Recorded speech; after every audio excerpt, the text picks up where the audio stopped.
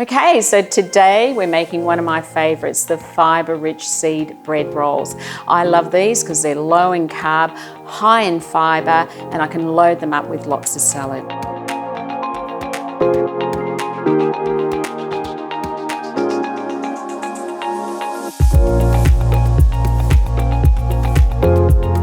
So the first ingredient we start with is psyllium husks, and I've pre-milled these for 1 minute on speed 10. So we're just going to add those back in.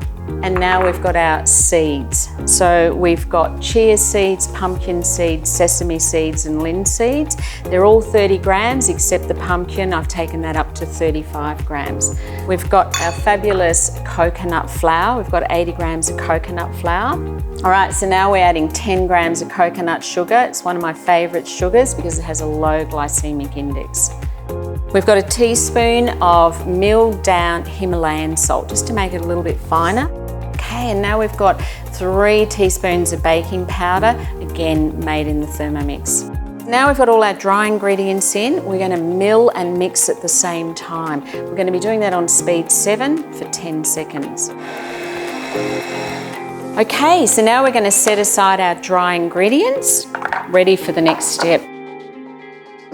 And now it's time to melt the coconut oil. So I've got 50 grams of coconut oil here.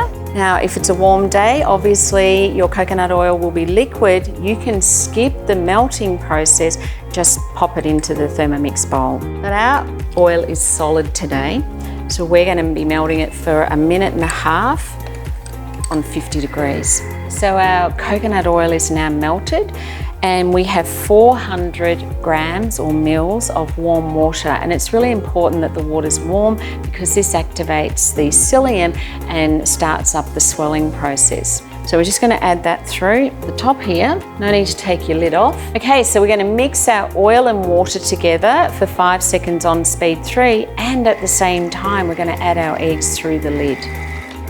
So next we're going to add back in our reserve flours. We need to take our lid off for this. And we need to bring this together on speed 6 for 7 seconds. Next is to remove our mixture from our Thermomix bowl and get ready to roll.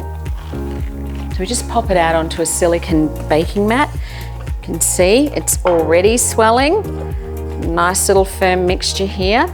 Get all that mixture out onto the mat.